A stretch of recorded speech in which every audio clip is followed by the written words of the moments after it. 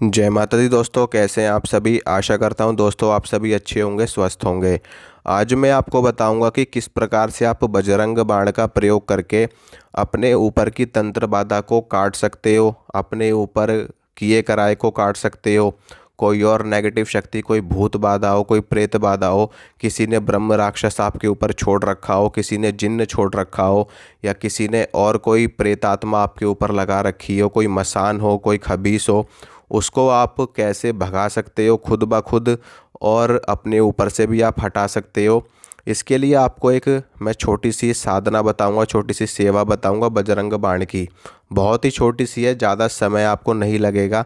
अगर आप कुछ दिनों तक ये कार्य नियमित रूप से कर लेते तो आपके ऊपर की प्रेत बाधा खुद ब खुद ख़त्म हो जाएगी। किसी भगत के पास आपको जाने की आवश्यकता नहीं है, किसी ओझा के पास, किसी तांत्रिक के पास आपको जाने की आवश्यकता नहीं है।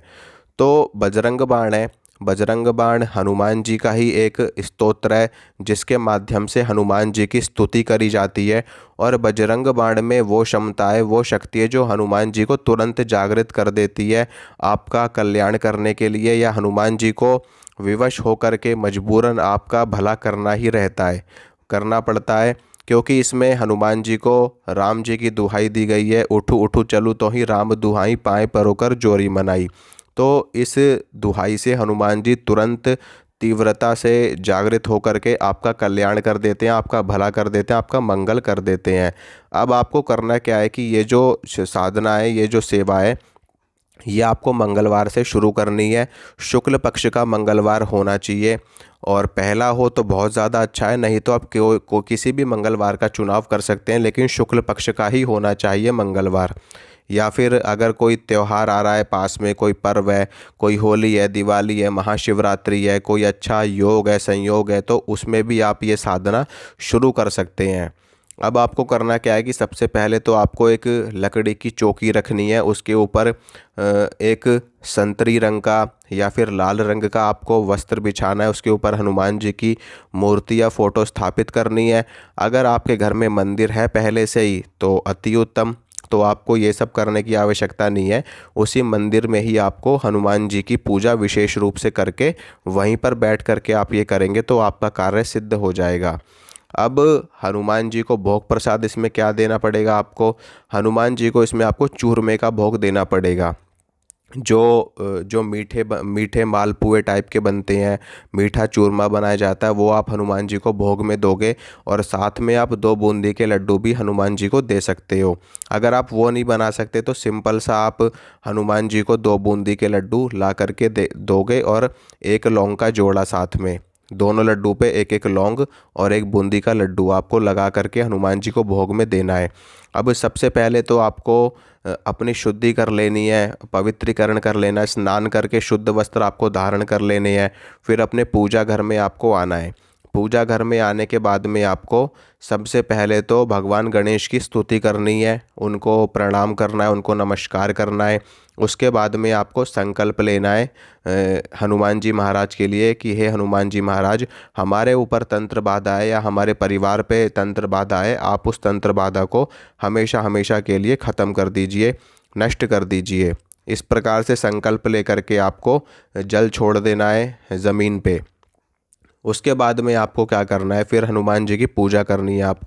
आपको हनुमान चालीसा का एक पाठ करना है, और एक पाठ आपको संकट मोचन हनुमान अष्टक का करना है। और उसके बाद में आपको 11 पाठ बजरंग बाण के करने हैं। 11 पाठ बजरंग बाण के करने से पहले आपको हनुमान जी के समक्ष धूप बत्ती जलानी है, देसी घी का एक दीपक जलाना है, और लड्डू का भोग लगाना है। चूरमा है तो चूरमे का भोग आपको लगाना है। और हनुमान जी को आपको प्रसन्न करने के लिए अगर आप हनुमान जी को चोला चढ़ा सकते हो तो और भी ज़्यादा अच्छा है।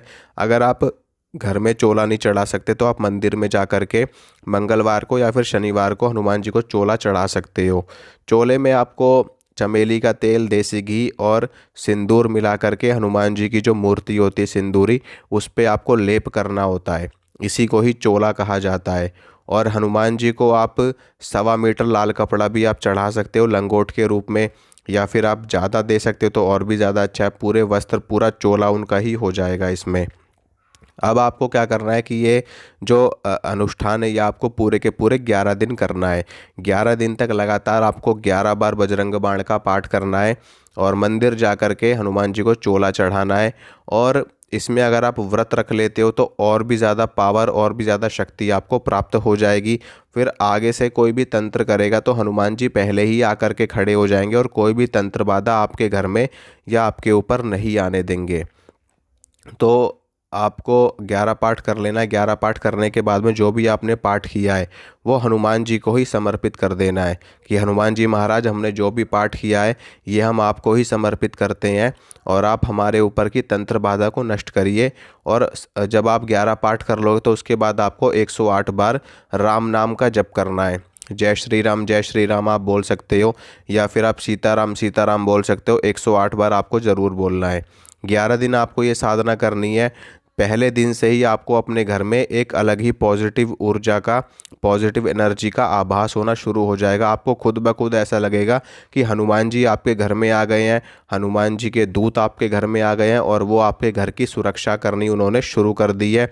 जब आप अनुष्ठान करोगे, इस अनुष्ठान में नियम क्या रहेंगे वो भी मैं आपको बता देता हूँ कि आपको ब्रह्मचर्य का पालन करना है 11 दिनों तक। आपको प्याज लहसुन नहीं खाना है 11 दिनों तक। बिल्कुल शुद्ध सात्विक भोजन आपको लेना है और आपको भूमि शयन करना है। अगर भूमि शयन नहीं कर सकते तो आप अलग से सो सकते हो, लेकिन आपके साथ में कोई अन्य व्यक्ति या और कोई महिला पुरुष कोई नहीं सोएगा। सिर्फ और सिर्फ आप अलग रहेंगे, अलग बिस्तर पे रहेंगे आप, ठीक है। ये है नियम इस साधना के। सात्विक भोजन लेना है।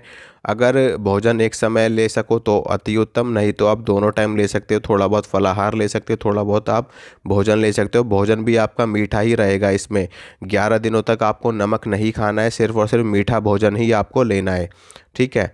अब जब आप ये अनुष्ठान करोगे, अनुष्ठान करने के बाद में दूसरे तीसरे दिन से ही आपको अपने घर में एक सकारात्मकता महसूस होगी, एक पॉजिटिव एनर्जी आपको महसूस होगी और आपके ऊपर जो तंत्र बाधा, जिसकी वजह से आपको जो परेशानी हो रही है, जो आपके शरीर में बीमारियां हो रही हैं या जो आपके शरीर में जो कष्ट हो रहा है, वो कष्ट होना कम होना शुरू हो जाएगा।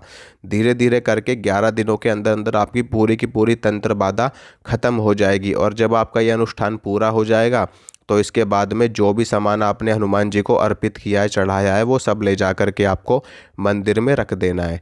जो लड्डू का भोग आप लगाओगे वो आपको अपने घर में ही सारे परिवार के लोगों को खिला देना है। ध्यान रखिए कि जो भी आप भोग दोगे हनुमान जी को, वो भोग किसी बाहर के व्यक्ति को आपको नहीं खिलाना है। वो भोग सिर्फ और सिर्फ आप और आपके परिवार के लोग ही ग्रहण करेंगे। बाहरी व्यक्ति कोई भी प्रसाद नहीं ग्रहण करेगा, ना ही आपको देना है, ठीक है। इस अनुष्ठान को पूरे होते ही आपकी तंत्र बाधा हमेशा हमेशा के लिए ख़त्म हो जाएगी। फिर उसके बाद में आपके घर में जो भी दिक्कतें हो रही थी वो सारी ख़त्म हो जाएंगी और हनुमान जी का आशीर्वाद आपके ऊपर हमेशा बना रहेगा। इसके बाद में आपको क्या करना है कि हर मंगलवार को हनुमान जी से आपको प्रार्थना करने की, बाबा आगे से भी कोई हमारे ऊपर तंत्र बाधा ना कर पाए, कोई भूत प्रेत ना भेज सके। तो इसके लिए आपको हर मंगलवार को हनुमान जी को प्रसाद चढ़ाते रहना है। अगर बीच में कभी गैप हो भी जाए तो ऐसा कोई इशू नहीं है, हो जाए कोई दिक्कत नहीं है, लेकिन अगली बार आपको ज़रूर चढ़ा देना है प्रसाद हर मंगलवार के मंगलवार। और प्रसाद चढ़ा करके एक पाठ आपको बजरंग बाण का करते रहना है। इससे भविष्य में भी कोई आपके ऊपर तंत्र बाधा कभी भी नहीं कर पाएगा, ठीक है। आशा करता हूँ मित्रों जो जानकारी मैंने आपको दी आपको अच्छी लगी होगी, पसंद आई होगी। इसी तरह की जानकारी मैं आपको देता रहूँगा। मिलूँगा आप सभी से अगली वीडियो में। जय माता रानी की।